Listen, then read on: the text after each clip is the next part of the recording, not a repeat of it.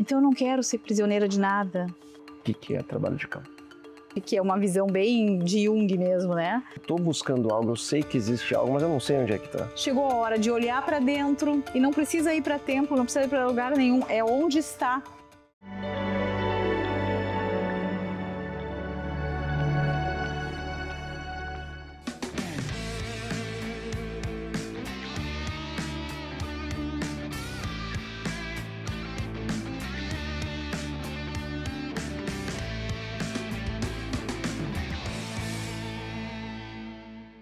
Olá, amigos caminhantes. Sejam bem-vindos a mais um programa do Pópulas. Esse programa que buscamos conhecer pessoas, contar histórias que ainda não foram contadas e compartilhar com vocês a vida que merece ser vivida. No programa de hoje, nós temos a nossa convidada, a Rubi. Obrigado, Rubi, por estar conosco, nos permitir te conhecer hoje. Eu que agradeço, é um prazer estar aqui com vocês, compartilhando um pouquinho da minha jornada, da minha história de vida pessoal e profissional, como é que é o meu olhar. E esse olhar, ele tem muita sintonia com o olhar de vocês. E é exatamente por isso que eu estou aqui nesse dia, por essa conexão, essa sintonia de buscar a natureza, buscar o diferente, de ser diferente, né? Desse olhar diferente das coisas, de uma outra perspectiva, não só aquele que está ali, o padrão. Mas como é que eu vejo isso? E é isso que eu faço na vida e eu sinto que também é isso que vocês buscam na vida de vocês neste programa, neste espaço. Oferecer uma outra perspectiva, um outro olhar. Muito bom isso, quando trouxeram a tua história para nós, me chamou a atenção. E quis te conhecer por um lado B, ser esse momento da vida que as pessoas não se permitem conhecer, que é um lado poético, que é um lado profundo, por isso o lado B dos discos de vinil, e é algo que a gente quer compartilhar com os outros, porque tem muito dentro de nós, muito esse amor, essa beleza, essa poesia que há dentro de nós. E a gente acredita muito nisso e quer que as pessoas tenham possibilidades de não ver só sangue, não ver só tristeza no dia a dia. O canal B se propõe a isso e o Pópulas deseja isso. Sabe há quantos anos eu não assisto nada do que está acontecendo? Não. Eu não tenho televisão, eu não vejo nada. 20 anos. Que maravilha. 20 anos eu não sei o que é nada de informação. Às vezes, né, nesse tempo que teve aqui ruim, um psicólogo de São Paulo me ligou, como é que tu tá? Tá tudo bem aqui. Então, quer dizer, era muita coisa para... É vibração, é deixar a pessoa numa vibração negativa, né? E aí não expande, não eleva, não vai... Então, quando a gente se dá conta disso, a gente quer meio que sair desse sistema todo, né? É exatamente sobre isso. Mas, Rubi, antes de nós entrarmos nessa parte espiritual desse encontro que você teve com você mesmo, vamos falar um pouco da Zelda. A Zelda nasceu em Santana do Livramento. Uhum. E como é que foi a tua infância? Eu nasci num sítio, com muitos irmãos, com muitos primos, com um pai que muito gaúcho, muito conhecido, sempre foi muito conhecido, né, no tradicionalismo. Eu comecei a conversar com meu pai, Deus, Criador, aos 5 anos. Tinha um morrinho de pedras e eu tinha ali tipo uma poltrona nas pedras e eu descia do cavalo, eu parava, eu gostava de futebol, parava minhas brincadeiras assim, e era hora de eu conversar com meu pai maior. E ali eu sentava e ficava nos meus diálogos com ele. Então, eu sempre tive uma comunhão, comunguei muito com meu pai, toda a minha vida. Aos 15 anos eu tive um chamado para ser freira, mas eu era muito bonitinha, tinha muitos namoradinhos e todo mundo dizia, vai ser madre de hijos, não vai dar. E aí eu deixei aquilo para trás. E aos 18, então, eu vim para Porto Alegre e eu casei. E aí eu tive um filho. E eu fiquei 20 anos casada. Como é que é o nome do teu filho? Lucas. Então, dentro dessa primeira parte da minha vida, ela foi perfeita. Ela foi perfeita porque era na natureza, era com cavalo, que eu adoro cavalo, era era toda essa vida. Eu até estava falando pro nosso amigo que eu saí na Marie Claire numa reportagem com um cavalo. Eu era uma mulher do cavalo. Eu sempre fui do cavalo. E aí eu vim para cá, e aí eu fui para academia, e aí começa a psicologia. Eu sabia desde os 5 anos que eu estava ali comungando com meu pai que eu ia ser psicóloga. E todas as mulheres da família eram professoras, ninguém sabia o que fazia uma psicóloga em Santana do Livramento há tantos anos atrás, da onde ela saiu, tirou isso. E eu sei que veio de uma outra vida. E aí Veio de outra vida. Veio de outra vida. Então eu já venho programada para psicologia, assim, né? Podendo dizer assim. E então eu vim e fui fazer na PUC. Só que eu já tinha lido nessa época, Carlos Castanheda, não sei se tu conhece Carlos Castanheda. Conhecer para mim é depois que eu realmente consigo conectar com a obra, que eu consigo ler profundamente, então não conheço. Sim, mas tu conhece, tu já ouviu falar dele? A figura, sim. Já ouviu falar dele? Conhecer, para mim, é uma coisa mais profunda, não sei o que é. Tá, eu comecei a ter em mãos ele aos 13 anos de idade. Aos 13 anos, e eu tenho uma questão com a mente muito forte desde muito cedo. E ali eu peguei Carlos Castanheda, A Erva do Diabo, e peguei a Christiane F., aos 13, drogada e prostituída. Christiane F., assisti o filme. Tu viu? Aquilo nunca saiu da minha mente, mas... É impactante aquilo. Os pais me colocaram a assistir com 7, 8 anos. É uma coisa maluca que você não quer as drogas nunca pra tua Não, vida. aquilo ali, aqueles 2 livros aos 13 anos, aqui eu não vou e aqui eu não vou. Eu não vou também com ayahuasca, eu não vou com nada disso. O meu caminho é uma aguinha e eu vou chegar no lugar que eu quero chegar. Então eu comecei a construir essa parte espiritual dentro de um formato, assim, eu não tive um mestre humano, eu tenho mestres espirituais que me cocriaram para hoje estar aqui contigo, para chegar neste momento e dizer, olha, eu consegui chegar num lugarzinho bom, mas essas referências foram muito fortes. Você falou bastante coisa que, ao mesmo tempo, já temos assunto para bastante. Para bastante coisa aqui, para auxiliar o nosso caminhante que está nos vendo. Tá. Primeiro me conta o que era essa menina de 5 anos, como é que era essa conversa com esse ser invisível que você só sentia? Como é que era esse Deus que a menininha de 5 anos via? Eu fazia pactos com ele, eu fazia aliança com ele de missão de vida. Que eu estou começando agora. Você sentava e conversava com ele? Uhum. De missão de vida. Via algum ser, não via? Não via. Sentia? Não via. E é com o meu pai, né? Não é com... Porque eu também tenho muito na jornada, com muitos mestres, mas a minha aliança é sempre com o meu pai de eu fazer a minha missão. Por exemplo, na psicologia, tá? Na psicologia, o que eu via na psicologia? Depois eu posso explicar melhor. A oração, que diz, você sabe, meu pai, você é o Senhor, eu sou o instrumento apenas. Eu sou apenas o instrumento. Então, esse instrumento, para ele, comecei lá aos 5 anos. Certo. E você está falando aqui da psicologia. O que é a psicologia para você? Eu sei que existe a academia, existe o que é a profissão, mas você falou que era de uma outra vida, que você sentia esse chamado já. Então, na verdade, o que é a psicologia seria o fruto teu que você queria dar para as pessoas. Para aqui ainda era Zelda. Para Zelda, o que é? Não para Rubi. O que para Zelda era a psicologia? O que ela queria com esse conhecimento que ela veio a buscar em Porto Alegre, devolver ou dar para as pessoas? Era o meu sonho. A psicologia sempre foi meu sonho. Mas de uma visão de potencialidade da mente. O que eu gosto de trabalhar? A potência. Eu fui para ser psicóloga humanista, uma referência da PUC, que eu era indicada pela professora da PUC, porque eu via o ser humano como potência.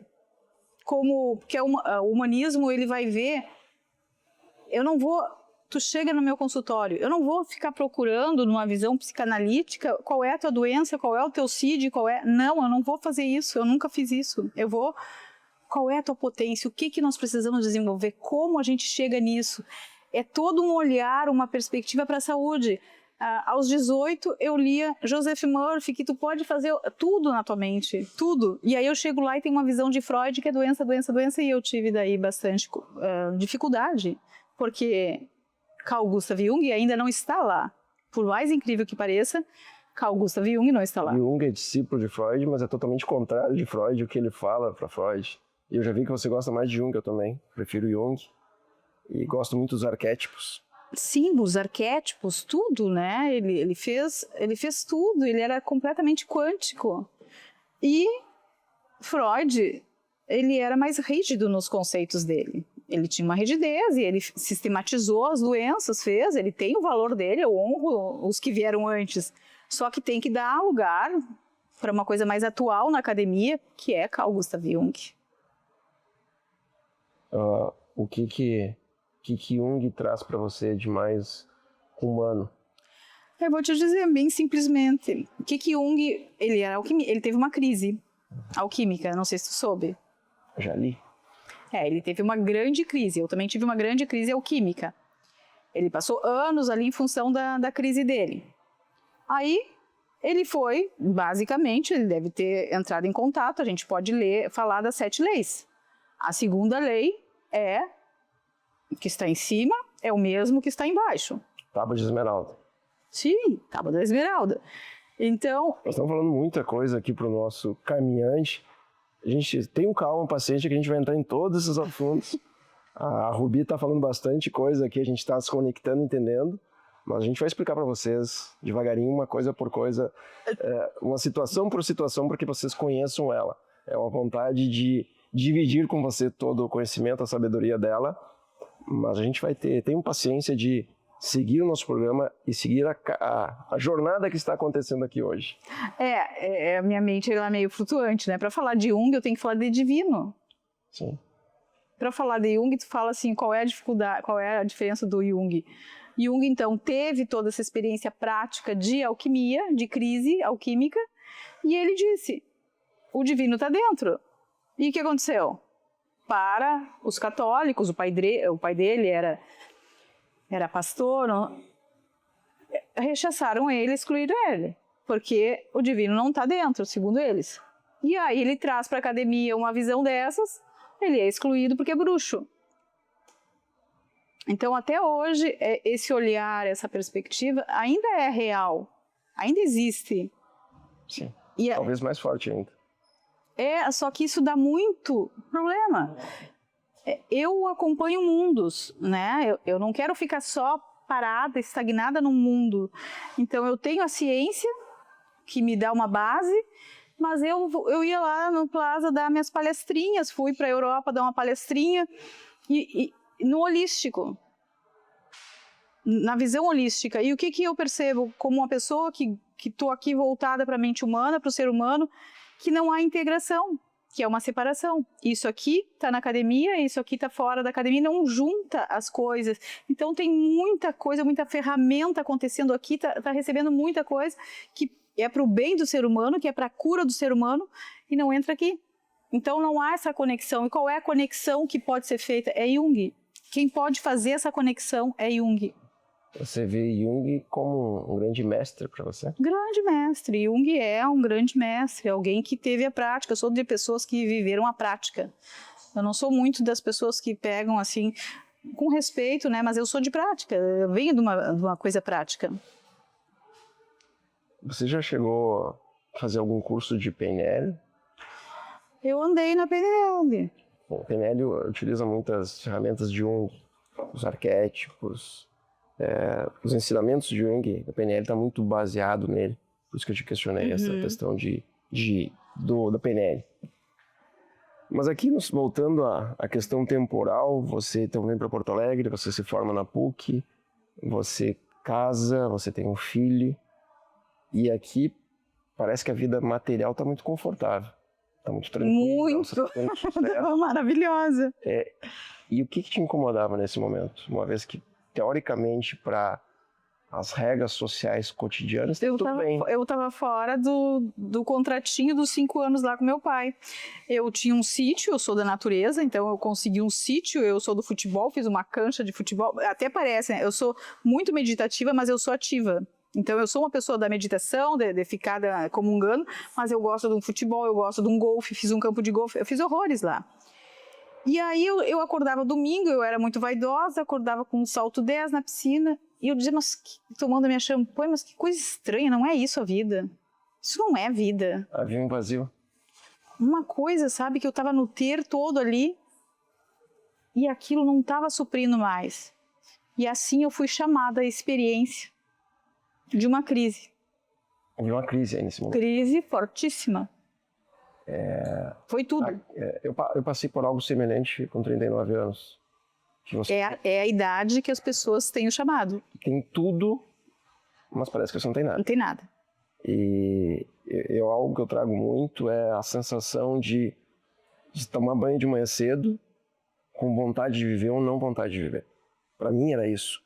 E eu lembro de estar tomando banho em chuveiro e dizer, mais um dia. Eu tinha tudo. Mansões, X6, teoricamente família feliz. E a minha vida estava muito infeliz. Eu só não sabia como sair daquele ciclo. Porque pro manual que nos venderam, eu tinha seguido total o manual. E tinha sido muito bom aluno naquilo. Um bom filho, um bom pai, um bom advogado, alguém de sucesso financeiro, alguém bem quisto pela sociedade. E quando você tem esse dinheiro suficiente, você sente que de manhã cedo não está feliz. Parece que é feio até que eu vou dizer, mas às vezes a dor é maior até de quando eu não tinha absolutamente nada de vir para Porto Alegre correr atrás do que eu tinha que correr. Porque eu estava correndo atrás de alguma coisa. E aí eu cheguei lá, mas eu não tinha chego. Como foi essa crise? Eu sei o que tu está falando. Nós sabemos o que é passar por isso. Eu sei também com as pessoas. E essa é a minha missão. É buscar esse equilíbrio. O ter sem ser é uma das maiores dores que eu já vi nesses 20 anos, é o ter sem ser. É vazio. E não só isso, se tu não desenvolve o ser, o ter, ele sente uma culpa. Por exemplo, eu tinha, quando eu morava em Ipanema, um condomínio classe alta. Então uma indicava para outra. E eu já sabia, então vindo de lá, eu sabia o que eu ia tratar. É culpa. Aquilo vai consumindo e tu não consegue aproveitar o que tu tem. Porque tu tá num tipo de prisão. Então hoje, o que eu faço? Qual é a prisão? Tá na prisão do ser, tá na escassez, a gente busca recursos para tuas potências, para dentro desse ser, equilibrar um ter. Eu quero tocar nesse ponto.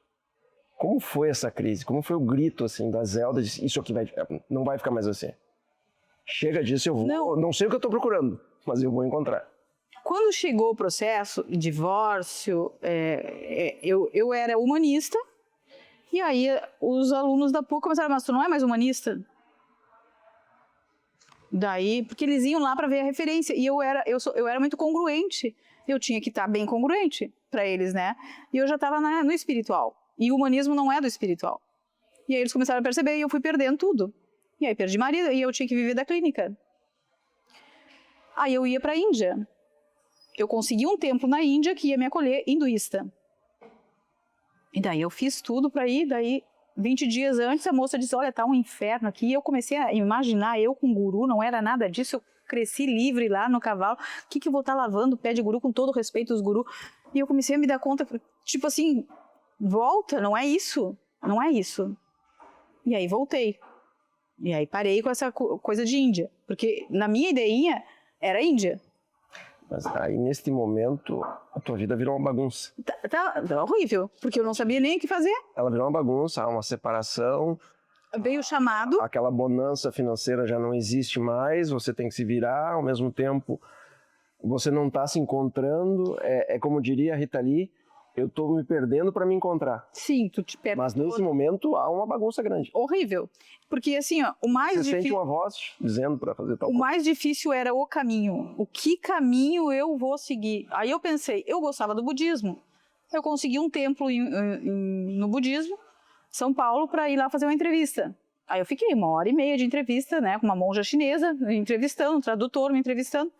E eles me perguntaram, mas o que te faz acreditar que dentro de um tempo tu será mais útil a uma sociedade do que fora com a tua profissão? Daí eles queriam procurar um templo com ofurô para mim. Eu achei aquilo uma piada. Por que eu tenho que ir para um templo com ofurô? Aí eu disse, não, é piada. Aí sabe o que eu fiz? Aí eu parei tudo. Eu parei religião, eu parei tudo. Eu disse, o meu caminho vai ser eu. Vai ser eu mesmo. Vou parar com isso. Nesta entrevista, tu teve essa... Sim, quando eu voltei de São Paulo, eu estava no avião, eu disse, chegou. Você não chegou a ficar no templo, então? Não cheguei, porque eu não sabia como responder. Eu sempre busco o verbo, eu busco a resposta que tem coerência. Por que eu sempre quis ser psicóloga, como é que dentro de um templo ia ser... Não tinha sentido para mim aquilo, então eu busco o sentido. Aí, eu parei e sentei em Ipanema. E fiquei sentada em Ipanema, no Rio. Olhando o Guaíba. Olhando o Guaíba durante 12 anos. Todos os dias, sábado, domingo, todos os dias da minha vida, durante 12 anos eu fiquei sentada lá. Meditando com o Guaíba. Às vezes, na época, não era muito comum ver esse tipo de situação. Aí, do nada, vinha a pessoa, batia aqui, não, isso vai passar. E eu dizia, vai, tomara que não passe, porque eu estava numa situação... Claro, tu vai atingindo níveis de consciência, né, através desse processo todo. Tem a parte material que ela vai, né, eu raspava o cabelo, eu não tinha mais questão da vaidade, eu passei por vários processos. As pessoas, aquele olhar das pessoas aqui no Ocidente, né, parece que é câncer. Então, eu passei por muita coisa nesse sentido. Conta pra nós isso. O quê?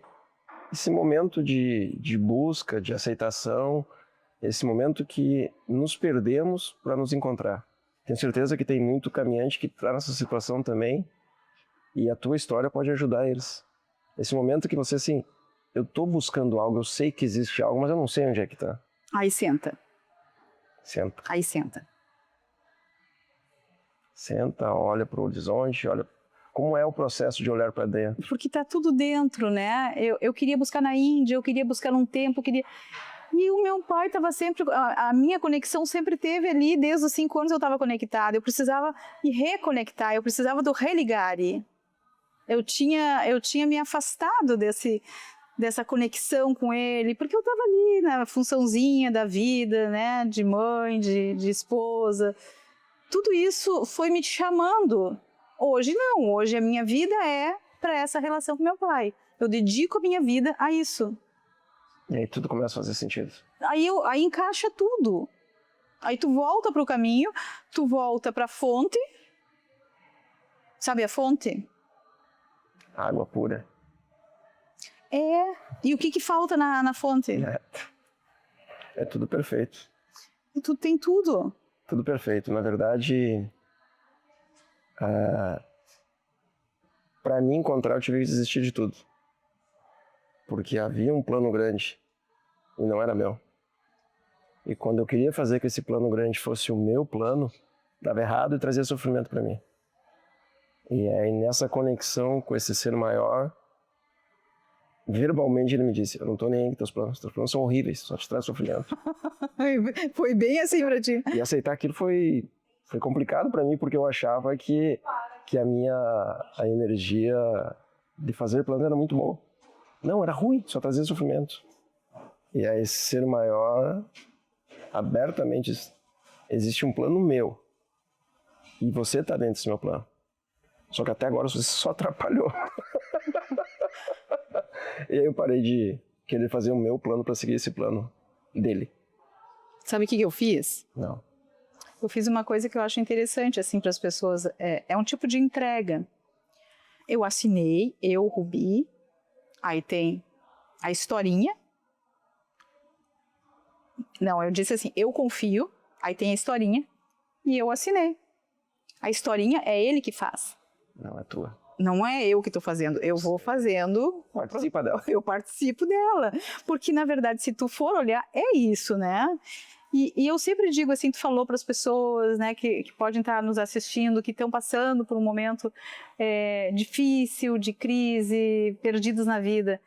Quando a pessoa chega para mim, eu sempre digo, tá em crise, tu tá no teu melhor momento. É o melhor momento, porque não estava legal. Se tu for fazer uma retrospectiva, chegou na crise, é porque já estava ruim a coisa, já não estava boa.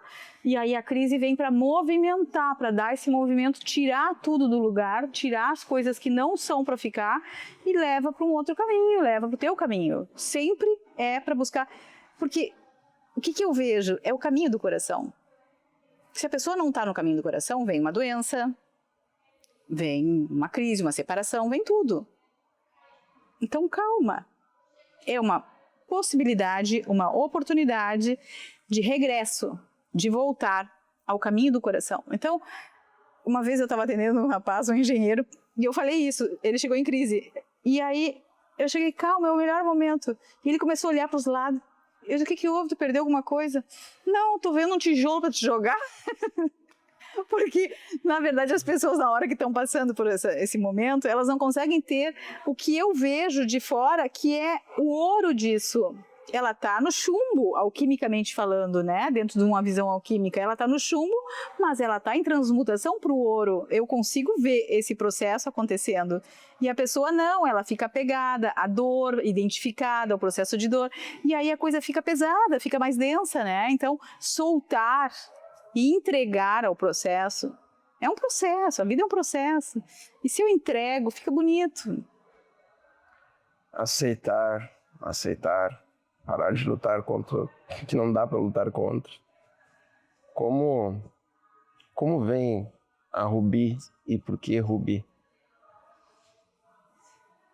É que assim, eu sou uma pessoa conectada com a natureza. E sempre fui. Para mim, o que é de mais sagrado no mundo é o que eu tive na infância.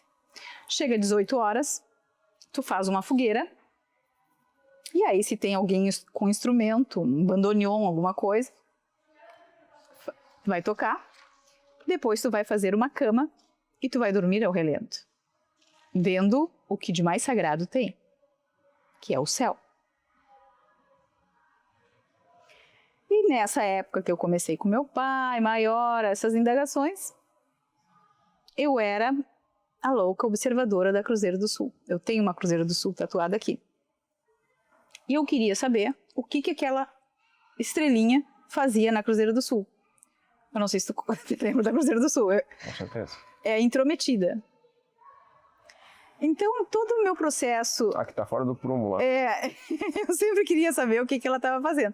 Todo o meu processo, assim, espiritual tem a ver com a Cruzeiro do Sul. Porque meu pai é Magalhães, é Cruzeiro do Sul, pro Sul é Magalhães. Então eu sou admiradora e contemplo o céu. Sempre foi assim, sempre.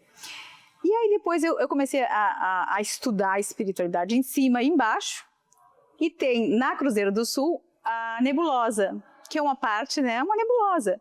E quando tu passa por todos esses processos da Cruzeiro do Sul, tu chega na caixa de joia. E na caixa de joia tem uma que é a Rubi, que ela é muito forte, é vermelha. E aí, então... Você é colorado, então. Fala do futebol, fala vermelho agora. Tem a ver com o processo. É que a gente tem que ir para o céu e para a terra, né? O processo é céu e terra, integração do céu e da terra. Então você te enxergou dentro dessa caixa das joias. E aí, então, tem a estrelinha Rubi lá, tem uma estrela bem bonita.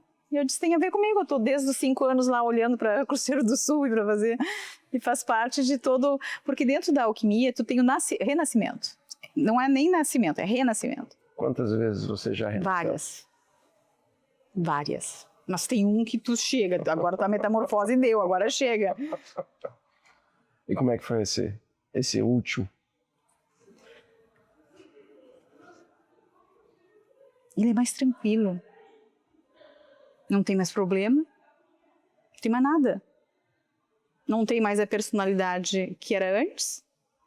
É uma mudança, é uma completa mudança. A alquimia, ela te promove uma completa mudança. A vida é uma alquimia. É uma jornada para dentro, vai encontrar dentro os segredos, vai encontrar dentro quem você é e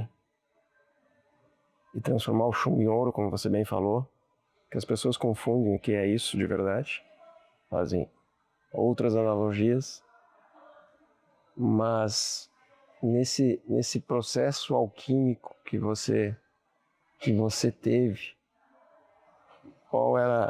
quando foi e como foi que você enfrentou o ego? É que viver uma alquimia, o ego, o ego vai, e tu tem que fazer um novo ego. Porque aquele ego, ele se dissolve no processo do todo. Porque é uma explosão e tu leva muita coisa, são muitos embates. Então tu precisa reconfigurar. Para eu estar aqui hoje, eu tive que reconfigurar um ego. Porque senão eu não estou aqui conversando contigo, não estou. Então eu preciso de um ego. As pessoas da espiritualidade, o que elas dizem? Que chegava a me dar um mal-estarzinho. Porque eu entendo da psique humana, eu acompanho. Querem dissolver o ego, querem acabar com o ego. Eu digo, cuidado com isso. Porque o ego, as defesas do ego são perigosas. As defesas egóicas. Mas um ego, para eu estar aqui fazendo esse movimento contigo, fazendo esse movimento com a vida, eu preciso dele. Mas eu preciso dele lapidado. É um outro ego. É um outro ego? Na verdade, é uma conexão com algo maior. Onde você não está fazendo para você. Essa é a mudança do primeiro ego, que é perturbador quando você percebe que no fundo você está fazendo tudo para você. Só para você, e esse é complicado. Mas esse próprio ego do para você, também é o que te leva a querer encontrar alguma coisa. Então você se livra de um amigo que te trouxe até ali. E é complexo tentar explicar isso em palavras, colocar em palavras esse abandono desse pseudo-amigo. Te levou até lá, que foi você se casar, ter filhos, ser psicóloga, mas é quase como uma separação de obrigado, e você dá um beijo, e eu tenho que seguir daqui, é sem você.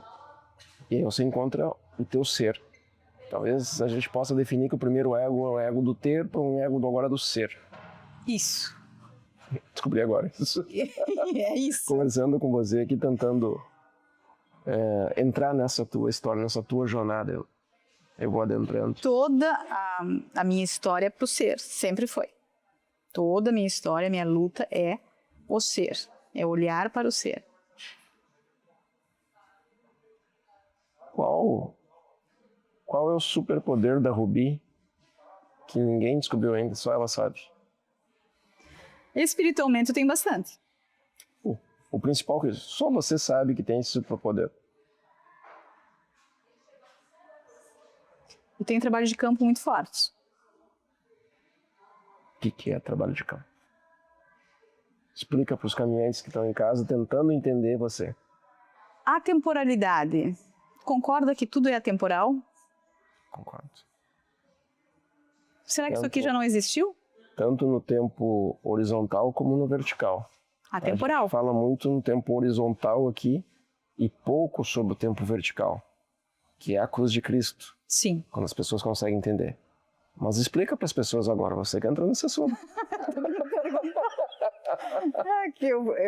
Que assim, o que se pode falar, né? Eu estou trabalhando as questões dos poderes da mente desde os 13 anos, né?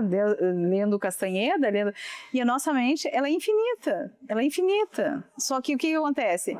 Raul Seixas já dizia, usa 4%, 1%, ele era bem otimista até, eu acho, né? A gente usa muito pouco. Bem otimista. Ele era muito otimista, parece que a gente está usando menos ainda. Então, o que acontece?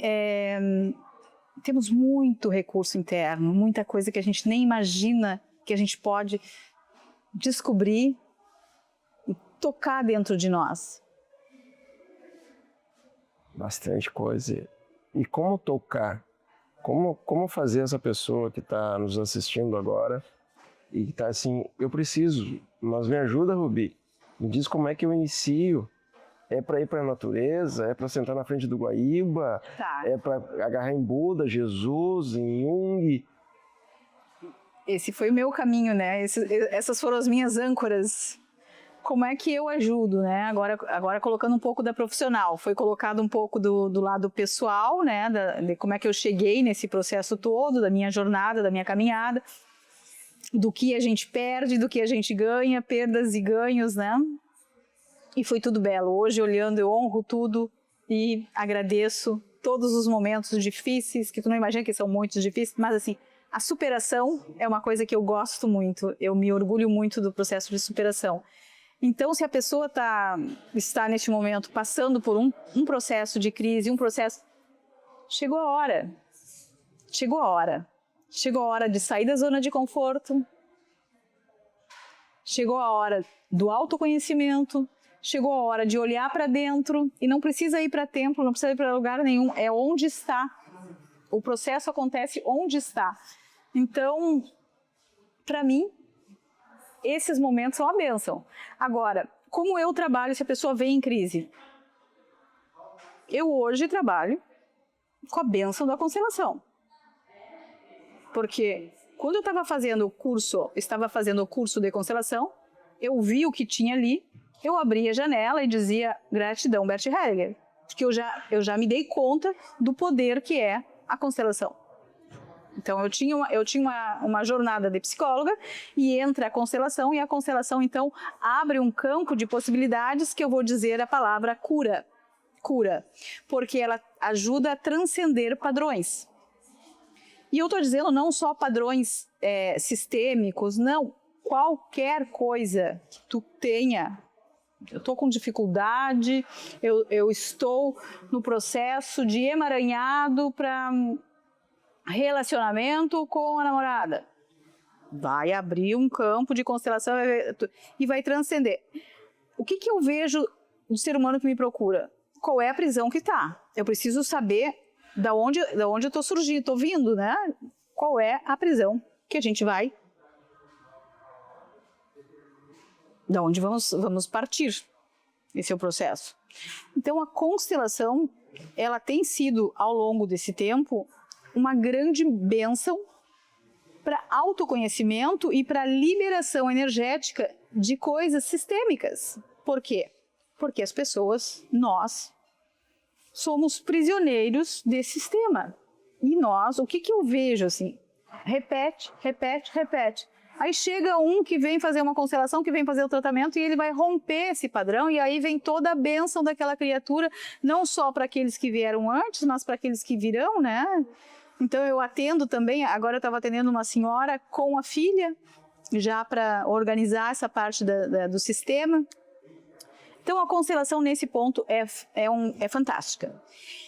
E uma coisa que os mestres me passaram agora recentemente, eles disseram, Rubi, tem pessoas que querem dar uma olhada no processo evolutivo. Como está o processo evolutivo? Como tu faria uma constelação para o processo evolutivo? Tu não tem nada de sistêmico mais, por exemplo. Não, já está tudo ok, já está confortável para mim o sistema. E as minhas questões pessoais, como é que estão as 7 leis em mim? Daí posso fazer. Você faz uma constelação baseada em trimegistro? Hã?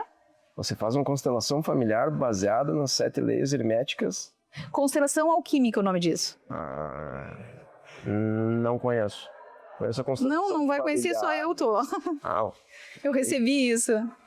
E o que e ela eu conheço constelação familiar, fiz algumas já. E funciona, tem aquele resultado para que se propõe. Já ouvi falar em constelação feita com animais, com cavalos. Cavalos. Não conheço a constelação alquímica. Me explica mais. Na verdade, eles me passaram essa questão. Você usa as 7 leis. As 7 leis. Dentro da constelação. Eu abro o campo da constelação com as 7 leis. E aí a pessoa vai, por exemplo, se tem alguma questão na cocriação, vai aparecer ali o que está acontecendo na cocriação. E ali vai integrando os processos. Você vai buscar lá na raiz. É. E isso foi passado por mestres. Sim, mas Foi Hermes Trismegisto? Eu trabalho com Fraternidade Branca, eu trabalho com os mestres. E eu faço a união das leis da alquimia com a constelação, com as leis da constelação. Então, essa união, eu vou interagindo, assim, integrando. Eu olho uma, olho outra, olho outra. Mas Não. esse é um processo de quanto tempo? Porque eu tô tentando entender, se eu estiver errado me diz, que eu não conheço. Mas você está indo para fazer essa reconexão do ser humano de algo que aconteceu há muito tempo. Você está buscando lá na raiz. E estamos falando de vidas passadas. Mas olha só, vida física. Não, eu nem vou. Eu sou reencarnacionista. Eu sou também, mas eu não vou falar disso. Fala da vida. Eu falo dessa vida aqui. Se aparece uma questão de vida passada, ok. Mas eu, como reencarnacionista, eu disse eu não vou mais usar essa ferramenta. Chegou um belo dia que eu disse eu não uso mais essa ferramenta. Porque se for para aparecer no campo algo de vida passada, apareceu, é respeitado e é trabalhado. Ok. Não é essa a questão. Mas, por exemplo, olha só, pensa uma coisa comigo. Agora, a quântica fala muito em frequência, em vibração, em cocriação, que é uma lei da alquimia. Só que assim, eu não vi nunca nenhum deles falando sobre a lei causa e efeito. Tu já viu a causa e efeito? Alguém na ciência falando? Da física quântica. Não. E se eu não tenho essa lei equilibrada causa e efeito, eu não consigo cocriar coisas boas. Uhum. Faz sentido. Parece uma coisa lógica, né? Então, quando eu e os mestres abrimos esse processo, vamos olhar causa e efeito. Vamos olhar, vamos limpar, vamos transmutar, vamos transcender para liberar a cocriação para a luz. Entendeu? Entendi. Faz bastante sentido. Não sei como é que você faz isso apenas para a vida física, estou tentando entender. Mas é algo como se você conseguisse acessar a dor o motivo da dor que essa pessoa está tendo, que pode ser algo que está vindo nesse DNA dela há muitas gerações. Sim. Talvez está o pai, o vô, o bisavô, e aí chega em um momento que você está dizendo, agora chega, vamos acabar com isso. Sim. Tu não vai passar para os teus herdeiros de novo esse problema que está vindo há muito tempo. É isso? Isso. Profundo, bastante Isso. profundo, bastante profundo. Eu já passei por algumas situações assim de perceber que algumas dores estavam dentro de mim, isso em processos meditativos grandes, profundos, que aquela dor que estava não era minha, mas que estava na minha família há muito tempo. E que eu poderia ter a opção de dizer, chega, não vou passar isso adiante. Mas não sabia que existia Você criou esse modelo. Te passaram esse modelo? Passaram. As 7 leis. Porque eu sou uma pessoa que eu vivo através das 7 leis.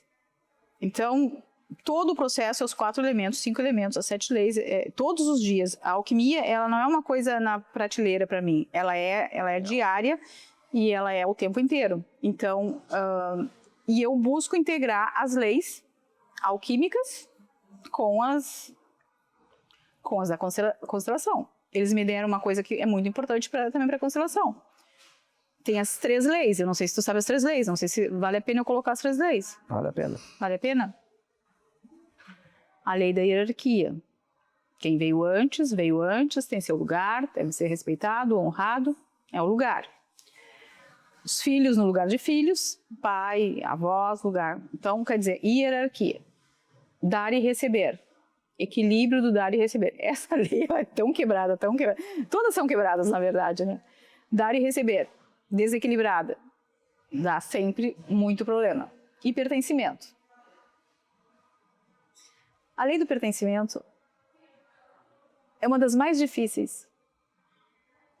Eu vejo muitas pessoas sofrendo com ela. Muitas. E assim, Eu sofri muito com ela também. Pois é. Você também. Sim, também. A lei da inclusão. Todos fazem parte, porque nós julgamos. Então, olha, trazer isso para a ordem é uma bênção.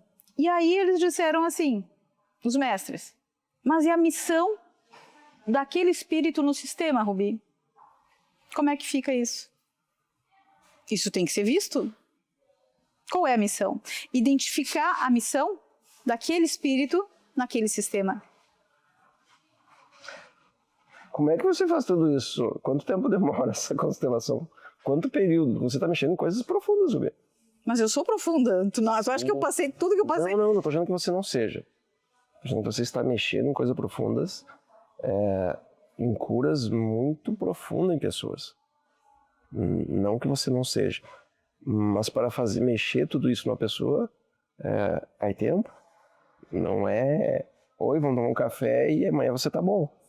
Você está fazendo em curas quânticas. Você tá fazendo... cura. É cura quântica, é cura num nível espiritual que para acessar você tem que estar muito no sutil, e como nós fisicamente estamos sempre densos, a dor física para sair dessa densidade física e acessar esse sutil. Mas eu vivo no sutil. Ok, mas quando você está ajudando alguém a se curar, você tem que vir para o físico para conseguir conectar coração com coração. Sem essa conexão, ele não vai se entregar para você. Quanto tempo é um processo para alguém que te procura? Uma constelação bem feita, assim, que eu levo, eu não gosto, assim como tu falou, o tempo ele vai acontecendo. O tempo precisa de objetivo. A gente sabe que quando entra nesse tipo de trabalho, o tempo começa só na vertical e não mais na horizontal. Mas falando no horizontal aqui, que é o que o ser humano compreende. A minha sessão, eu já não coloco... Lacan era assim, não sei se você já ouviu falar de Lacan, que era um outro psiquiatra. O Lacan se dava 20 minutos, acabou. Chegou no ponto, vai embora a criatura, às vezes meio mal. Eu não, eu vou numa sessão bem, eu gosto de uma sessão, eu gosto de fechar a sessão terapêutica. Mas uma constelação é umas 2h30, é um processo mais assim, eu gosto, a pessoa vai sair de lá, vai sair bem. Como é que tu está? Tô leve. Eles estão leve. Tá no ponto certo de fechar a constelação, tá leve.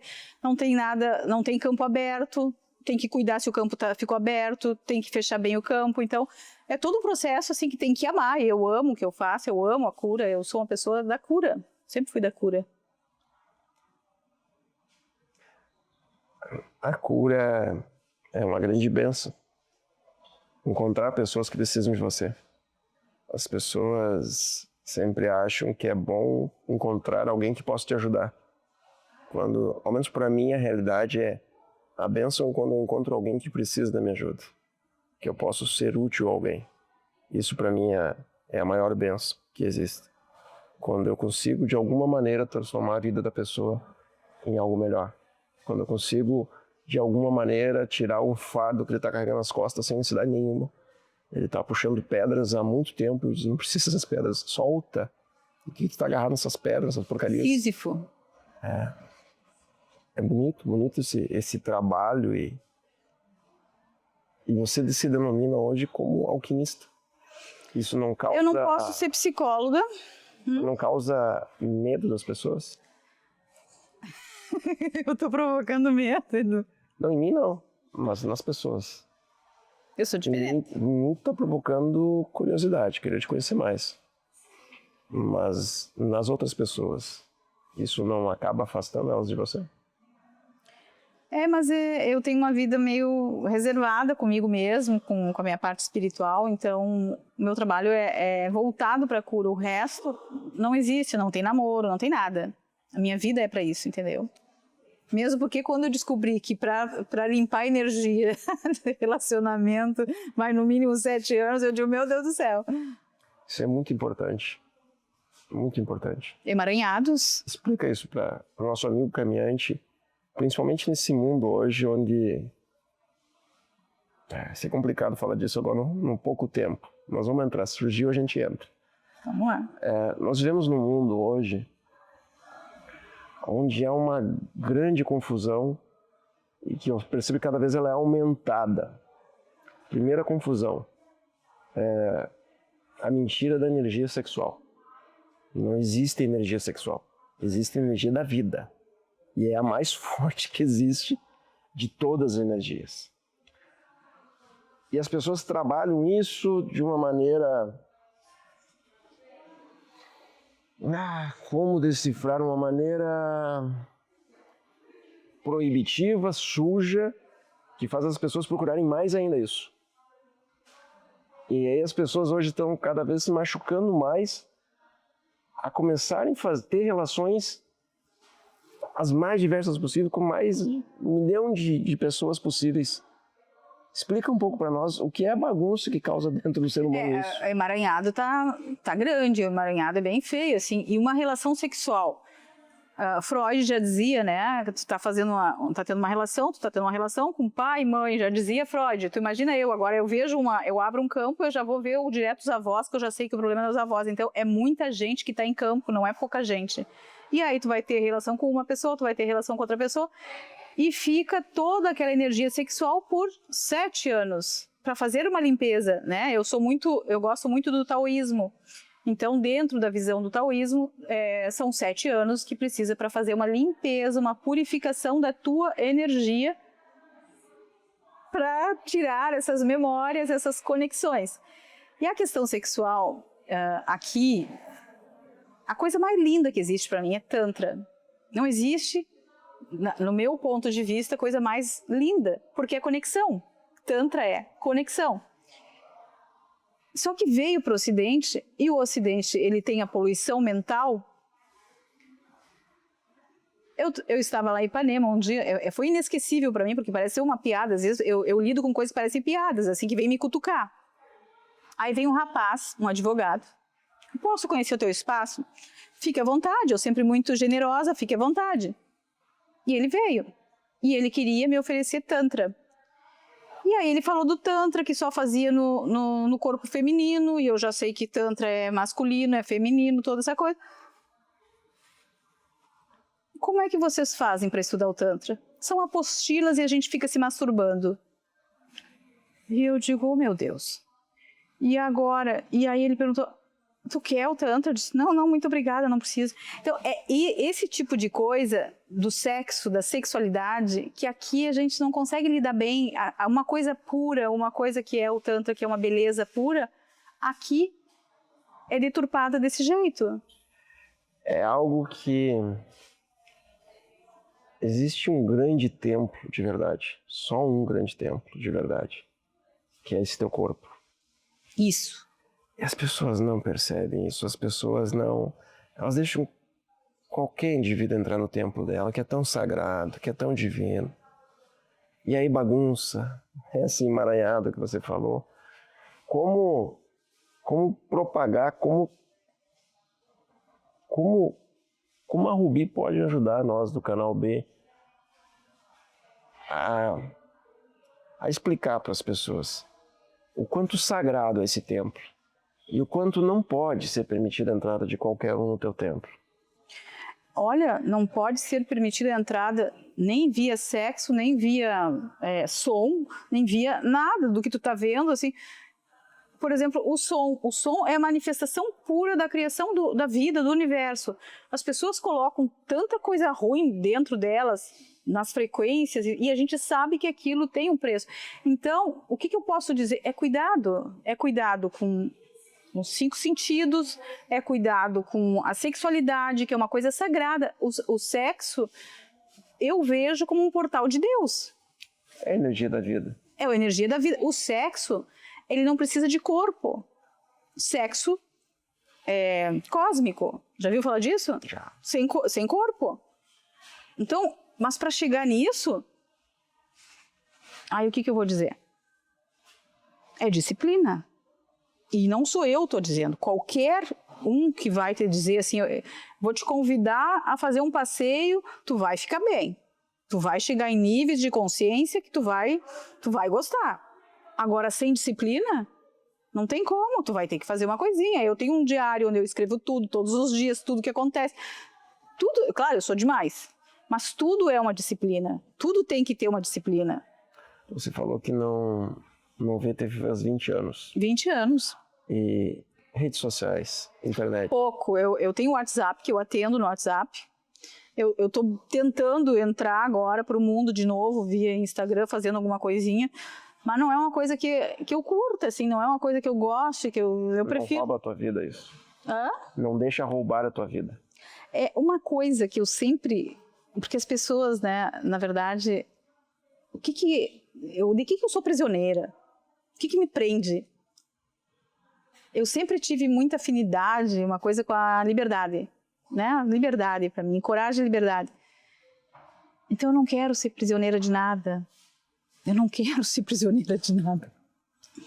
Você não quer aprisionar ninguém. Não quero aprisionar Não ninguém. aceita ser aprisionada por ninguém. Eu não quero nada. Agora, a conexão é outra coisa. Para mim, há no sagrado, um anjo no sagrado que nos leva a algo maior.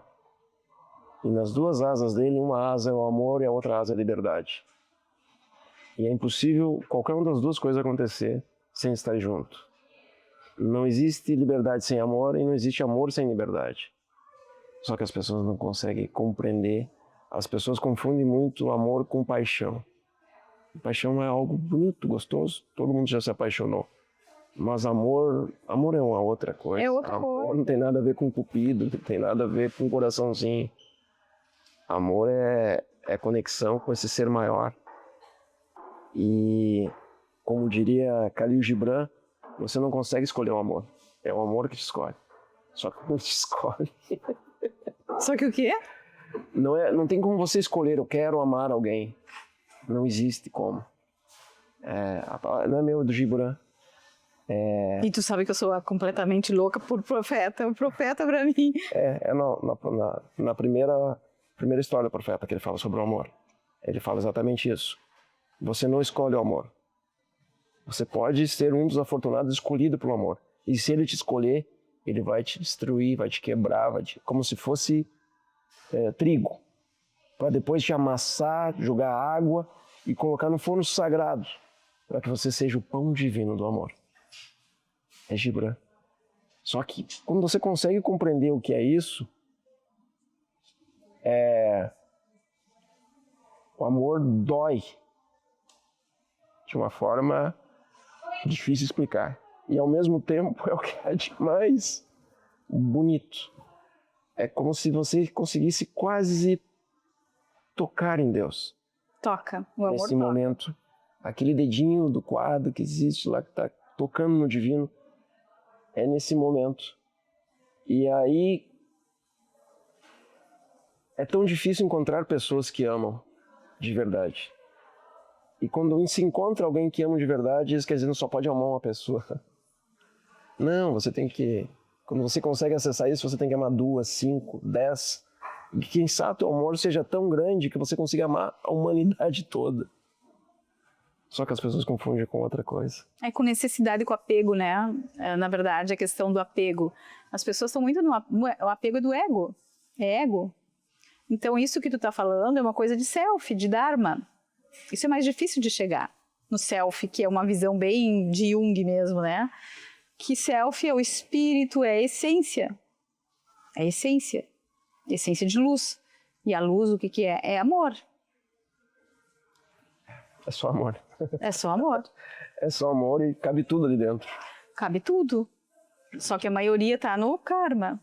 Tá fazendo resgates de coisas escuras. É naquela coisa de estar na luta com ela mesmo, né? Hoje para Rubi, o que mais te empolga atualmente? Começar a minha vida. Começar a tua vida? Começar a minha vida. 56 anos, estou começando a minha vida.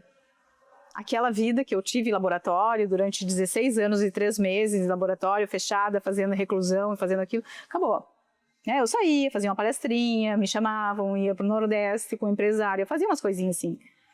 Mas era muito pouco. Então eu ficava muito em reclusão. E agora eu estou começando a vida. Maravilha, isso é maravilhoso. O quanto a gente nasce, renasce de novo e vem de novo. E como não existe idade, nem momento, nem data para que a tua vida inicie de verdade. Para que essa jornada vertical e não horizontal comece a acontecer. Maravilhoso isso. Às vezes eu pensava, estou demorando, porque eu sabia que chegava ao fim. Eu sabia que um dia eu ia chegar ao fim. E depois inicia de novo. Quando chega ao fim, inicia de novo. Não, aí inicia o novo. Tu não é mais a mesma. Aí inicia o novo. E aí eu sabia que ia chegar. E aí, alquimicamente, eu dizia, mas não vai chegar, não vai parar nunca isso. E sempre tem uma coisinha ou outra. Porque tu tem muitas coisas a trabalhar na alquimia. E eles só te liberam quando... Quando você faz parte desse todo. Isso. Quando tu pertence. Aí você tá onde você sempre deveria estar. Tu pertence. Olha, o que aconteceu? Eu segui os mestres. Quem é meu mestre? Sócrates. Conhece a ti mesmo. Conhecerás o universo e os deuses. Jung. Fecha os olhos para fora, abre os olhos para dentro. Pronto, tô no meu laboratório bem acompanhada, entendeu? Tô com os meus mestres, eles são meus mestres, e tá tudo bem, tá tudo ótimo. Que maravilha. Rubi, a conversa nossa ela poderia se estender, e eu acho que vai se estender por muito tempo. É muito bom conhecer pessoas que se entregam a isso. Quando perguntam o que é isso? É isso, não tem como explicar. Colocar em palavras é até grosseiro. Se tentarmos colocar em palavras o que é isso. Porque não, eu ao menos não consigo. Eu consigo sentir. E muitas vezes eu digo, eu gostaria de poder explicar. Tem coisas que eu não consigo. Porque palavras são feias para explicar isso. Então, muita gratidão por você dar o teu depoimento, dar essa entrevista para o Populous. Gratidão à loja do Inset por nos permitir esse espaço. A gerente Ara, uma amiga, um lugar que você gosta, se sente em casa. Fico muito feliz em conhecer pessoas como você, pessoas que acreditam no coração, pessoas que acreditam no ser humano. Quando você fala que aos 5 anos sentia essa chamada psicóloga, é porque você não sabia direito o que era. O mais próximo era uma psicóloga, era o que já existia. Mas o que você realmente vai fazer ainda não tem nome. E é por isso que você está iniciando, como você diz agora. E talvez daqui a algum tempo você diz assim, comecei a iniciar de novo. É só uma metamorfose. É uma metamorfose. Gratidão, muito obrigado por fazer parte da nossa jornada. Eu que agradeço. Sou extremamente grata por estar aqui contigo. É uma delicadeza. Ainda falou aí do meu profeta, do Calil, que eu achei fantástico. E dizer para as pessoas que estão aí assistindo que é muito lindo o caminho. E o mais difícil é colocar o pé no caminho. E quando o pé encontra o caminho te encontra e tudo se abre e as coisas começam a acontecer de uma forma bela, harmonia, que é a alquimia, beleza, harmonia, tudo isso. Então eu agradeço a todos, foi muito significativo para mim estar aqui. Obrigado, caminhantes, e até a próxima.